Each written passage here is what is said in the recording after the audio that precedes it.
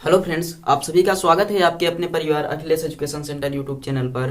दोस्तों, जैसा कि आप सबको पता है, हम लोग फिजिक्स क्लास 11th में फर्स्ट पेपर की सीरीज को आगे बढ़ा रहे हैं और उसी क्रम में हम लोग आज अपना 5वां चैप्टर देखने वाले हैं, जो है गति का नियम। भौतिक विज्ञान कक्षा 11 में 5वां चैप्टर का नाम है अपने गति का नियम। और ये यूनिट भी अलग से है, तो इसको हम लोग अब विस्तार से पढ़ेंगे और व्याख्या करके पढ़ेंगे। आप लोग एक बार कमेंट करके बताइए, क्या इसके पहले के टॉपिक सब आपको समझ में आ गए हैं या नहीं, या कहीं पर कोई समस्या हो तो आप लोग कमेंट करके बताइए। और सब लोग एक बार सेशन को लाइक और शेयर कर दीजिए, तब हम लोग आगे बढ़ते हैं और देखते हैं आज का जो टॉपिक है उसमें हमें किस प्रकार से आगे बढ़ाते हुए पढ़ना है। तो चलिए स्टार्ट करते हैं। आप लोग सेशन को लाइक और शेयर करते रहिए। स्टार्ट करते हैं अपना सबसे पहला जो यहाँ पर टॉपिक होने वाला है, वो चैप्टर का नाम गति का नियम है। और यहां हम लोग स्टार्ट करेंगे जड़त्व से। स्टार्ट किससे करेंगे? जड़त्व से अपने टॉपिक को स्टार्ट करेंगे। जड़त्व क्या होता है? तो जड़त्व को अंग्रेजी में लिख लीजिए, इनर्शिया कहते हैं। INERTIA, inertia.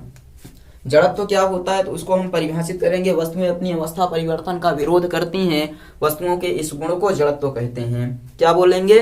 जो वस्तुएं होती हैं, वस्तुएं अपनी अवस्था परिवर्तन का विरोध करती हैं। साथ में लिखिए, अपनी अवस्था परिवर्तन का विरोध करती हैं।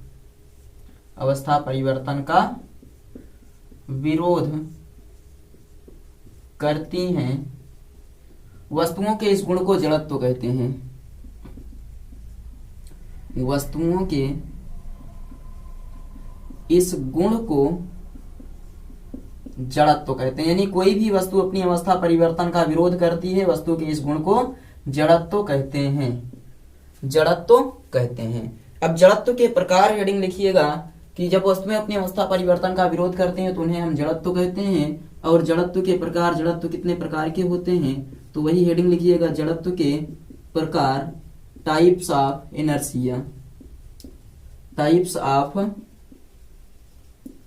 इनर्शिया।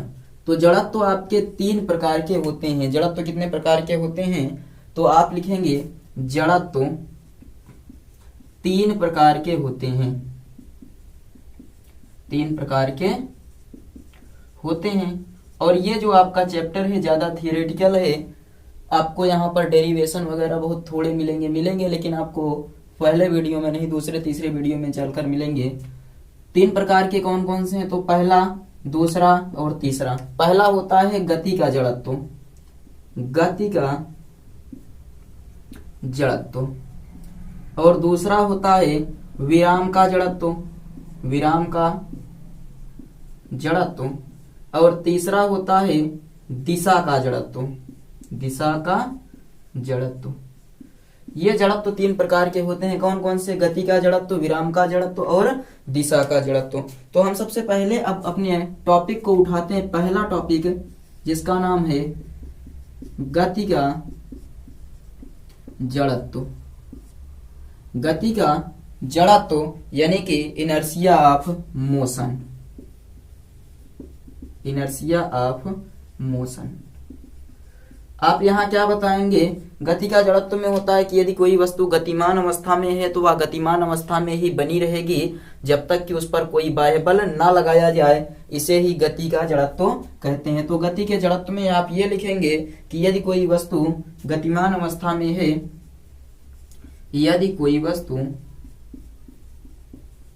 गतिमान अवस्था में है, साथ में लिखते चलिए, गतिमान अवस्था में है, तो वह वस्तु वह गतिमान ही बनी रहेगी। गतिमान ही बनी रहेगी। कब तक? जब तक कि उस पर कोई बाह्य बल ना लगाया जाए। उस पर कोई बाह्य बल ना लगाया जाए। क्या बताएंगे कि यदि कोई वस्तु गतिमान अवस्था में है तो गतिमान अवस्था में ही बनी रहेगी जब तक कि उस पर कोई बाह्य बल ना लगाया जाए, इसे ही गति का जड़त्व कहते हैं। तो बताइए समझ में आया? जड़त्व क्या होता है? वस्तुएं अपनी अवस्था परिवर्तन का विरोध करती हैं, वस्तुओं के इस गुण को जड़त्व कहते हैं।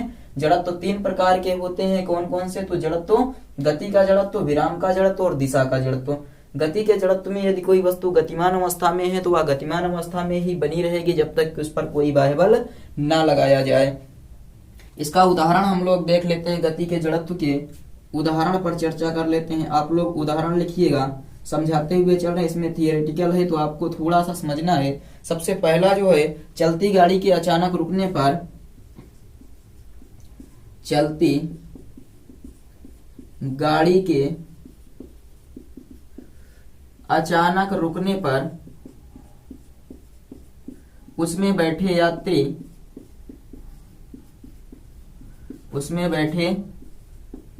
यात्री आगे की ओर झुक जाते हैं। ऐसा आपने देखा है? ये उदाहरण है। इसका कारण आपसे पूछा जाए तो आप कारण क्या बताएंगे? तो इसका कारण है गति का जड़त्व। कैसे? उसको हम यहाँ पर लिखेंगे नहीं, आपको बोल दे रहे हैं, आप लिख लीजिए क्योंकि आपका लिखने में टाइम बहुत ज्यादा चला जाएगा। तो गतिमान अवस्था में यदि कोई वस्तु है तो गतिमान अवस्था में ही बनी रहेगी, यानी बनी रहने का प्रयास करती है या बनी रहती है जब तक उस पर कोई बाह्य बल ना लगाया जाए। जैसे चलती गाड़ी के अचानक रुकने पर उसमें बैठे यात्री आगे की ओर झुक जाते हैं। आप समझिए, मान लीजिए कि पहले जो गाड़ी चल रही है उसमें बैठे यात्री गाड़ी के साथ साथ गतिशील हैं, और जब अचानक गाड़ी में ब्रेक लगाया जाता है तो गाड़ी तुरंत आपकी किस अवस्था में आ जाती है? विरामावस्था में आ जाती है। और यात्री का जो निचला हिस्सा होता है, यानी कि सीट से संपर्क हुआ हिस्सा, तुरंत गाड़ी के साथ रुक जाता है, और जो ऊपर का हिस्सा होता है वो गाड़ी के संपर्क में नहीं होता और गतिशील अवस्था में ही बने रहने का प्रयास करता है, अतः व्यक्ति आगे की ओर झुक जाता है। आपको इतना बताना होगा कि चलती गाड़ी के अचानक रुक जाने से यात्री आगे की ओर इसलिए झुक जाता है क्योंकि जब गाड़ी में अचानक ब्रेक लगाया जाता है तो गाड़ी के साथ साथ यात्री का निचला हिस्सा जो कि गाड़ी के संपर्क में होता है तुरंत विरामावस्था में आ जाता है, और यात्री के ऊपर का हिस्सा जो कि गाड़ी के संपर्क में नहीं होता गतिशील अवस्था में ही बने रहने का प्रयास करता है, अतः व्यक्ति आगे की ओर झुक जाता है। ये पहला इसका कारण। इसमें आपको ऐसे ही लिखना है कि इसका कारण यह है कि जब हम अचानक गाड़ी में ब्रेक लगाते हैं तो यात्री का निचला हिस्सा गाड़ी के साथ साथ तुरंत विरामावस्था में आ जाता है, और उसके बाद फिर बताएंगे तथा ऊपर का हिस्सा जो कि गाड़ी के संपर्क में नहीं होता है गति के जड़त्व के कारण उसी अवस्था में बने रहने का प्रयास करता है और व्यक्ति आगे की ओर झुक जाता है। दूसरा, चलती गाड़ी पर अचानक कूद जाने से, ये पहला हो गया। दूसरा ऐसे ही है, चलती गाड़ी से अचानक कूद जाने पर व्यक्ति गाड़ी की ही दिशा में, गाड़ी के गति की ही दिशा में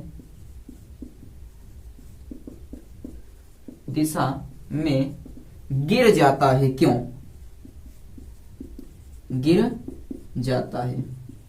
इसका कारण आपसे पूछा जाए तो आप बताएंगे गति का जड़त्व, यानी कि चलती गाड़ी से अगर आप अचानक कूद जाएं तो जैसे गाड़ी इस दिशा में जा रही है, आप अचानक से कूदते हैं तो आप उसी दिशा में गिर जाएंगे। ऐसा क्यों होता है? तो ऐसा इसलिए होता है क्योंकि देखिए, गाड़ी के साथ साथ पहले व्यक्ति का पूरा शरीर क्या होता है? गतिमान अवस्था में होता है, और जब व्यक्ति अचानक गाड़ी से कूदता है तो व्यक्ति का पैर जो कि जमीन के संपर्क में आने पर तुरंत विरामावस्था में आ जाता है, लेकिन आदमी के ऊपर का हिस्सा यानी व्यक्ति के ऊपर का हिस्सा उसी अवस्था में गाड़ी की ही दिशा में गतिमान बने रहने का प्रयास करता है और व्यक्ति गाड़ी की ओर गिर जाता है जिस दिशा में गाड़ी जा रही। तो चलती गाड़ी से के अचानक कूद जाने पर व्यक्ति गाड़ी की दिशा में क्यों गिर जाता है? इसका कारण यह है कि पहले व्यक्ति और गाड़ी दोनों एक साथ या एक समान चाल से गतिशील होते हैं, यानी कि गाड़ी के साथ साथ व्यक्ति भी आगे की ओर बढ़ रहा होता है। जब अचानक व्यक्ति कूदता है तो व्यक्ति का पैर जमीन के संपर्क में आ जाने के कारण विरामावस्था में आ जाता है, लेकिन ऊपर का हिस्सा जो कि गतिशील अवस्था में ही बने रहने का प्रयास करता है, और इसीलिए गति के जड़त्व के कारण व्यक्ति गाड़ी के चलने की दिशा में ही गिर जाता है। जल्दी से इसको नोट कर लीजिए और उसके बाद हम लोग आगे बढ़ते हैं। और अब हम लोग चर्चा करते हैं विराम का जड़त्व। तो आई थिंक आपको ये समझ में आ गया होगा। अब दूसरे पर चर्चा करते हैं। देखिए यहां लिखेंगे हम लोग विराम का जड़त्व, मोशन ऑफ रेस्ट। और थोड़ा सा इसमें संशोधन करके हम बना लेंगे और आप लोग पूरा लिखिएगा। देखिए कैसे, हमें क्या पढ़ना है अब, विराम का जड़त्व यानी कि इनर्शिया ऑफ रेस्ट।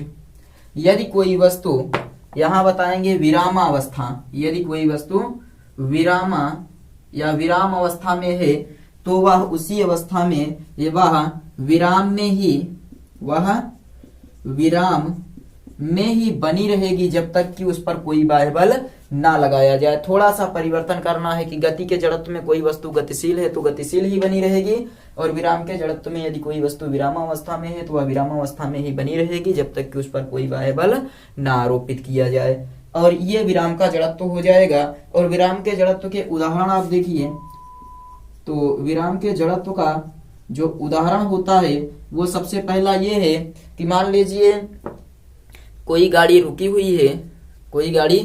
हुई है, उसको अचानक से आगे की ओर बढ़ाइए तो उसमें जो बैठे यात्री होते हैं वो पीछे की ओर झुक जाते हैं। तो बस के अचानक चलने से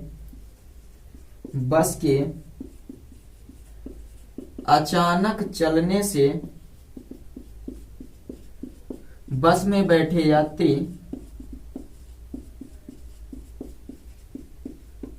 पीछे की ओर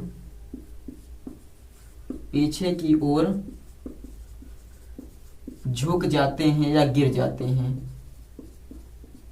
इसका कारण देखिए, कह रहा है बस के अचानक चलने से उसमें बैठे यात्री पीछे की ओर झुक जाते हैं। जैसे मान लीजिए बस विरामावस्था में है, आप भी विरामावस्था में बैठे हुए हैं, बस पर आप भी बैठे हैं सीट पर और सीधा बैठे हैं, बस विरामावस्था में, बस अचानक से आगे की ओर बढ़ती है तो आप पीछे की ओर ऐसे झुक जाते हैं। इसका कारण क्या है? तो इसका कारण यह है कि पहले बस और बस के साथ साथ आप भी विरामावस्था में थे। जैसे ही बस अचानक गतिशील होने पर आपका निचला हिस्सा जो कि बस के संपर्क में था वो गतिशील हो जाता है और ऊपर का हिस्सा विराम के जड़त्व के कारण उसी अवस्था में बने रहने का प्रयास करता है और यात्री पीछे की ओर झुक जाता है। जैसे समझिए एक व्यक्ति यहाँ पर ऐसे कुछ बैठा हुआ है सीट पर, और उसके बाद क्या होता है कि बस अचानक से आगे बढ़ेगी तो जो हिस्सा यात्री का निचला हिस्सा जो कि बस के संपर्क में वो तुरंत आगे बढ़ जाएगा, लेकिन ये ऊपर वाला हिस्सा विराम के जड़त्व के कारण इसी अवस्था में बने रहने का प्रयास करेगा और व्यक्ति क्या करेगा, पीछे की ओर गिर जाएगा। तो यही आपको बताया गया कि बस अचानक गतिशील होती है तो यात्री का निचला हिस्सा जो कि बस के संपर्क में होता है तुरंत गतिमान हो जाता है और ऊपर का हिस्सा विराम के जड़त्व के कारण अपने अवस्था में बने रहने का प्रयास करता है, अतः व्यक्ति क्या करता है, पीछे की ओर गिर जाता है। ये पहला हो गया। दूसरा देख लेते हैं, पेड़ की शाखा को हिलाने से उसके फल नीचे गिर जाते हैं। पेड़ की शाखा को हिलाने से उसके फल नीचे गिर जाते हैं।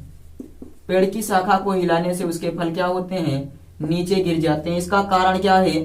तो आप देखिए, जैसे एक उदाहरण से आप यहां पर भी समझिए कि ये कोई टहनी है जिसमें क्या है, पत्ते भी लगे हुए हैं यहाँ पर और साथ साथ कुछ फल भी लगे हुए हैं, पत्ते और फल लगे हुए हैं। आप क्या करेंगे, टहनी को अचानक से जब तेजी से हिलाते हैं, टहनी को अचानक से जब हिलाएंगे तो क्या होगा, इसमें के फल और पत्तियां नीचे की ओर गिर जाते हैं। इसका आपसे कारण जब पूछा जाए तो आप ये बताएंगे कि देखिए पहले तो ये टहनी और ये पत्ते और यहाँ पर कुछ फल भी लगे हुए हैं, ये सब किस अवस्था में थे, विरामावस्था में थे। और जब अचानक टहनी को हिलाते हैं तो टहनी गतिशील हो जाती है, लेकिन फल और पत्ते विराम के जड़त्व के कारण अपनी ही अवस्था में बने रहने का प्रयास करते हैं, इसलिए टूटकर नीचे गिर जाते हैं। पहले टहनी, फल, पत्ते तीनों विरामावस्था में होते हैं। जब अचानक टहनी को हिलाया जाता है तो टहनी तुरंत गतिशील हो जाती है और टहनी जब गतिशील हो जाएगी तो लेकिन टहनी गतिशील हो जाएगी और पत्ते तथा फल विराम के जड़त्व के कारण अपनी ही अवस्था में बने रहने का प्रयास करते हैं, अतः टूटकर जमीन पर नीचे गिर जाते हैं। तो ये आपका हो गया। और तीसरा अब हम लोग चर्चा कर लेते हैं दिशा का जड़त्व। तो ये समझ में आया या नहीं? तो इनर्शिया ऑफ डायरेक्शन, दिशा का जड़त्व, इनर्शिया ऑफ डायरेक्शन। यदि कोई वस्तु एक निश्चित दिशा में, यदि कोई वस्तु एक निश्चित दिशा में, एक निश्चित दिशा में गतिमान है तो वह उसी दिशा में गतिमान रहने का प्रयास करती है या गतिमान रहती है। आप ये भी कह सकते हैं कि एक निश्चित दिशा में गतिमान है तो वह उसी निश्चित दिशा में गतिमान रहने का प्रयास करती है। कब तक? जब तक कि उस पर कोई बाह्य बल ना लगाया जाए, बाह्य बल ना लगाया जाए।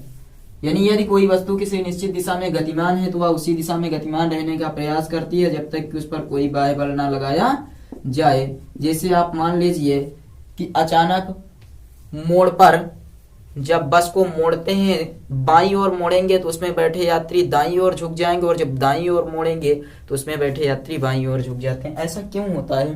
तो आप यहाँ पर बताएंगे दिशा के जड़त्व के कारण कि यदि कोई वस्तु एक निश्चित दिशा में गतिमान है तो वह उसी दिशा में गतिमान रहने का प्रयास करती है जब तक कि उस पर कोई बाह्य बल ना लगाया जाए। और सेशन को आप लोग एक बार शेयर कर दीजिए। चैनल पर नए हैं तो लाइक और शेयर तथा सब्सक्राइब कर लीजिए। आगे देखिए, इसका एग्जाम्पल हम लोग ये देंगे कि बस के दाईं ओर मुड़ने पर उसमें बैठे यात्री बाईं ओर झुक जाते हैं। बस के दाईं ओर मुड़ने पर, दाईं ओर मुड़ने पर उसमें बैठे यात्री बाईं ओर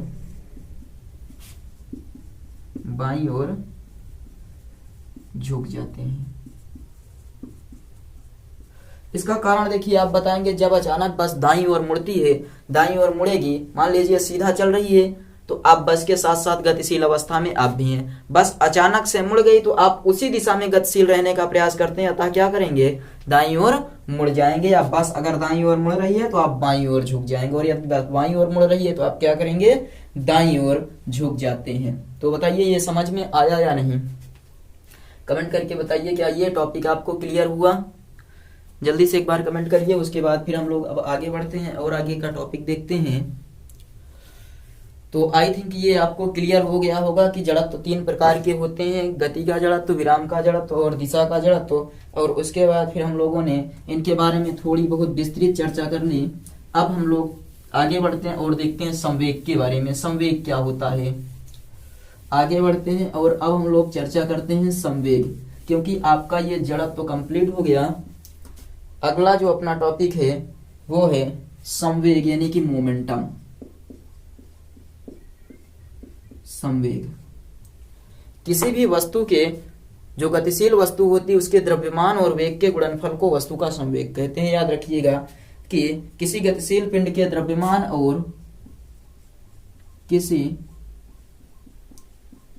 गतिशील पिंड के द्रव्यमान और वेग के गुणनफल को, द्रव्यमान और वेग के गुणनफल को वस्तु का संवेग कहते हैं, संवेग कहते हैं। किसी भी, यदि कोई वस्तु गतिशील है तो उसके द्रव्यमान और वेग के गुणनफल को संवेग कहते हैं। यदि किसी वस्तु का द्रव्यमान m तथा वेग v हो, यदि किसी वस्तु का द्रव्यमान, किसी वस्तु का द्रव्यमान m तथा वेग v हो तो, वेग v हो तो संवेग p बराबर mv, संवेग p बराबर mv, यानी कि संवेग को हम लोग p से लिखते हैं, m द्रव्यमान है, v आपका वेग है।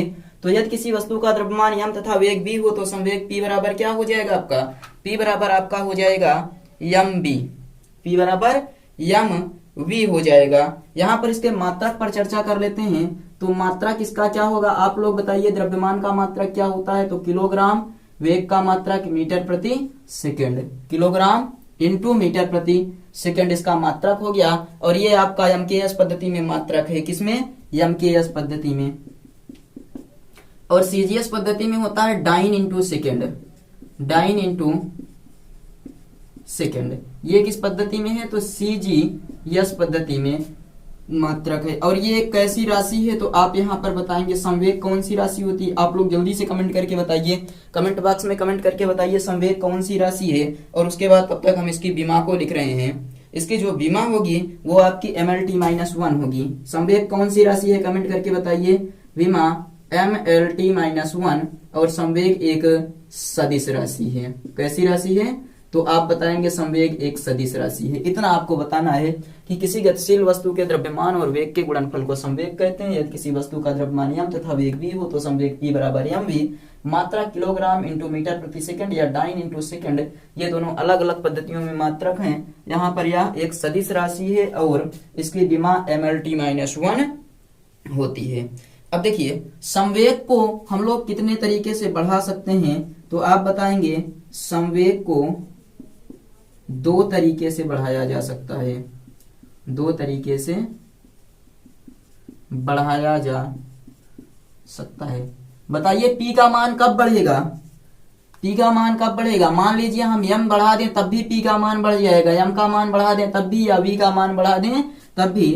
तो नंबर एक कि पिंड का द्रव्यमान बढ़ाकर, पिंड का द्रव्यमान बढ़ाकर, और दूसरा काम ये कर सकते हैं कि पिंड का वेग बढ़ा दें, तो पिंड का वेग बढ़ाकर। ये संवेग दो प्रकार से बढ़ा सकते हैं, एक तो पिंड का द्रव्यमान बढ़ाकर और दूसरा पिंड का वेग बढ़ाकर। ये संवेग को बढ़ाने की विधियां हैं, तो इसको नोट कर लीजिए। और ये आपका संवेग हो गया। बताइए संवेग में कोई समस्या हो तो हम लोग रिवाइज करें या फिर